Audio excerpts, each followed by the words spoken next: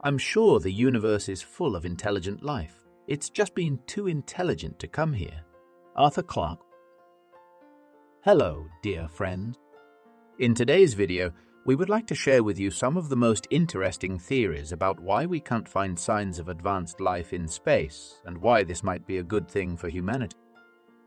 Before we begin, we would like to ask you to subscribe to our channel so you don't miss out on our new exciting videos about the mysteries of the universe.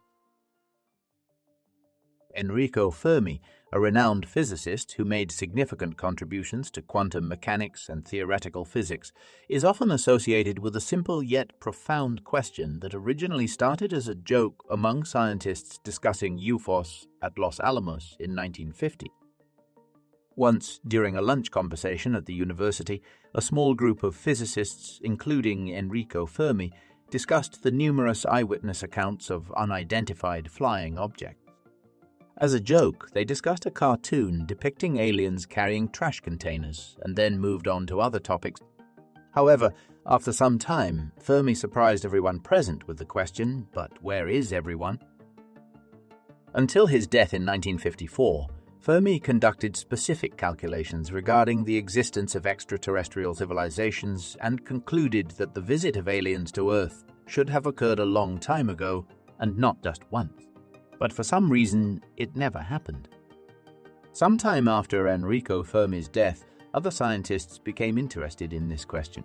They decided to call it the Fermi Paradox and attempted to find an answer to it. Let's explore some of the most interesting attempts to do so. The Drake equation. This is a simple mathematical formula originally proposed by the astronomer Frank Drake in 1961. In short, it's used to estimate the number of technologically advanced civilizations and communicating societies in the galaxy. It looks like this. Many astrophysicists have tried to calculate each value for a long time. However, all values are based on probability assumptions, so the equation does not have a definitive solution to this day. Let's make our own assumption nonetheless. R represents the number of stars in the galaxy. It is estimated that there are 100 billion stars in the Milky Way. We take a conservative estimate that only 20% of stars have planetary systems, and each of those stars should have at least one planet suitable for life. Let's assume that only 10% of those planets manage to develop intelligent life capable of communication. L represents the time during which life capable of communication exists on a planet. Let's assume that a civilization existed on their planet for the same amount of time as we have on Earth. The result is quite pessimistic, only 2 civilizations. With such a result, considering that one of these civilizations is us, who conducted the calculations, there is another civilization in the galaxy. However, it's worth noting that we are talking about technologically advanced civilizations. The Drake equation does not take into account pre-technological societies. So it can be assumed that we simply haven't found a way to communicate with our neighbors yet, but sooner or later we will be able to do so. SETI. SETI is an international project responsible for the search for extraterrestrial intelligence. In the 1960s, it was based on the idea that radio communication with another civilization should be based on very narrow wavelengths. The essence of the paradox is that we are trying to find life outside our planet, but we ourselves do not send signals to be found. And if all civilizations are only searching, then we will never find each other. However, if we start sending signals and they are detected, there is a concern that aliens might not come in peace. This position was also held by some scientists, including Stephen Hawking. Furthermore, SETI's challenge was that they focused on searching for signals at specific radio frequencies within a very limited radius rather than actively seeking living organisms. We cannot be sure that extraterrestrial civilizations use radio waves. They may well utilize entirely different technologies that we cannot yet imagine. In 1993, the US Congress withdrew funding from SETI due to the perceived waste of public funds.